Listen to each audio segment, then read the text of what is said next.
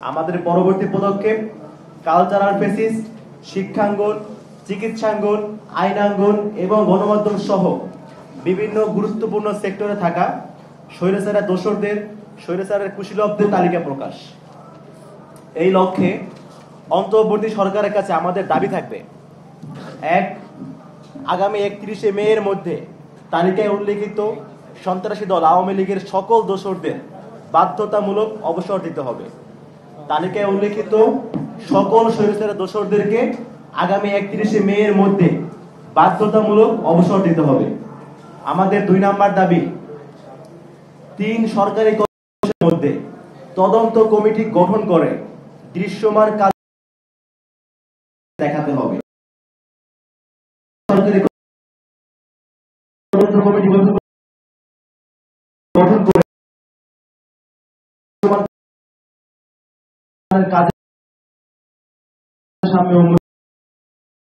আমাদের ৩ নম্বর, পাচারকারী বুকে গুলি চালানো নির্দেশদাতা এবং সহযোগী সকল আমলা এবং প্রশাসনের কর্মকর্তাদের পরিবার সহ সকলের ব্যাংক হিসাব ও অবৈধ সম্পদ জব্দ করতে হবে।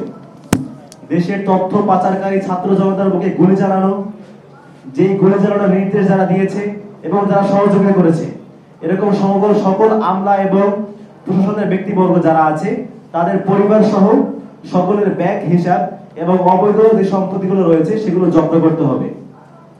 আমাদের ৪ নম্বর দাবি, স্বৈরাচারের দোসর আমলা ও প্রশাসনের কর্মকর্তাদের দেশ ত্যাগে নিষেধাজ্ঞা দিতে হবে এবং আইনানুগ ব্যবস্থা গ্রহণ করতে হবে। অর্থাৎ যারা ফেসিবাদের দোসর আমলা এবং যারা এখনো শপথে বহাল রয়েছে, আওয়ামী লীগকে পুষ্টি জুগিয়েছিল, তাদের দেশ ত্যাগে নিষেধাজ্ঞা দিতে হবে। তারা যেন কোনো ক্রমে বিচার না হওয়ার পূর্বে দেশ ছেড়ে পালাতে না পারে, এটা ইনশিওর করতে হবে। একই সাথে তাদের বিরুদ্ধে আইনানুগ ব্যবস্থা গ্রহণ করতে হবে। আমাদের ৫ নম্বর দাবি, আগামী ৩৬শে জুলাই, সেই সিগনিফিকেন্ট ৩৬শে জুলাই অর্থাৎ ৫ই আগস্ট, আগামী ৫ই আগস্টের মধ্যে এখনো পর্যন্ত চিহ্নিত সকল স্বৈরাচারের দোসরদের শ্বেতপত্র সরকারি ওয়েবসাইটে প্রকাশ করতে হবে। অর্থাৎ যে তালিকা আমরা প্রকাশ করেছি এবং অন্যরা যে সমস্ত তালিকা প্রকাশ করেছে, সবগুলো তালিকা ভেরিফিকেশন করে যারা আসলে স্বৈরাচারের দোসর ছিল তাদেরকে শ্বেতপত্র আকারে সরকারি ওয়েবসাইটে তাদের নামগুলো প্রকাশ করতে হবে। আমাদের ৬ নম্বর দাবি, আপনারা জানেন যে আইনের ১৩২ নম্বর ধারার কারণে থানাগুলোতে খুনি পুলিশের নামে মামলা নিচ্ছে না। যারা আমাদের উপর গুলি চালিয়েছিল সমস্ত পুলিশের কর্মকর্তারা, তাদের বিরুদ্ধে মামলা করতে গেলে আপনারা জানেন আইনের ১৩২ নম্বর ধারার দোহাই দেওয়া হয়। এই দোহাই দিয়ে হয় না।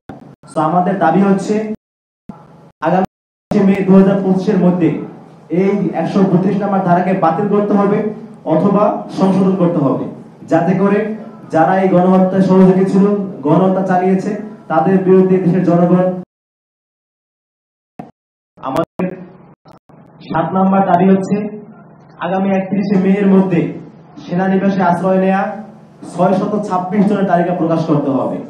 অর্থাৎ যারা সেনানিবাসে আশ্রয় নিয়েছিল ৬২৬ জন, তাদের তালিকা প্রকাশ করতে হবে পাবলিকলি, এবং তারা এখন কোথায় আছে, তারা কতজন ছিল এবং কার কার সহযোগিতা তারা দেশ ছেড়েছে, সেই তালিকাও প্রকাশ করতে হবে।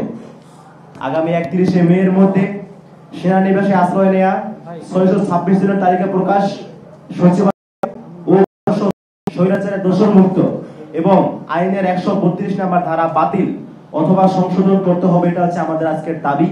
এবং এই দাবি যদি মেনে নেওয়া না হয়, যদি আমাদের এই যৌক্তিক দাবিগুলো মেনে নেওয়া না হয়, তাহলে আগামী ৩১শে মে এর পর থেকেই ছাত্র জনতা এবং জুলাইয়ের স্পিরিট ধারণকারী সকল সংগঠনকে সাথে নিয়ে, সকল মহলকে সাথে নিয়ে আমরা মার্চ টু সচিবালয় সহ এবং প্রয়োজন সাপেক্ষে এর চাইতেও কোনো যদি কঠোর কর্মসূচি দেওয়া লাগে সেই কর্মসূচি আমরা দিব। যদি আগামী ৩১শে মে এর মধ্যে আমাদের যে দাবিগুলো উল্লেখ করেছি তার মধ্যে যে মেইন দাবিগুলো, অর্থাৎ সেনানিবাসে আশ্রয় নেয়া ৬২৬ জন, তাদের তালিকা প্রকাশ, সচিবালয় এবং প্রশাসনে স্বৈরাচারের যে সমস্ত দোষররা এখনো রয়ে গিয়েছে তাদেরকে সেখান থেকে বহিষ্কার করা, তাদেরকে মুক্তি দেয়া এবং আইনের যে ১৩২ নম্বর ধারা, সেই ধারা বাতিল বা সংশোধন করতে হবে। যদি এগুলো না করা হয় তাহলে আগামী ৩১শে মে এর পর থেকেই আমরা ছাত্র জনতার সাথে আবার মাঠে নামবো এবং আমরা মার্চ টু সচিবালয় দিব। এবং যদি প্রয়োজন হয় এর চাইতেও কোনো ক্ষুদ্রতম কিছু দেওয়া লাগে সেটিও আমরা দিব এবং সকলকে সাথে নিয়ে আমরা জুলাইয়ের স্পিরিটকারী, জুলাইয়ের স্পিরিট ধারণকারী সংগঠন জুলাই ঐক্য, আমরা জুলাইকে সম্মানিত রাখবো ইনশাআল্লাহ। ঢালাইয়ের সেরা প্রিমিয়ার সিমেন্ট।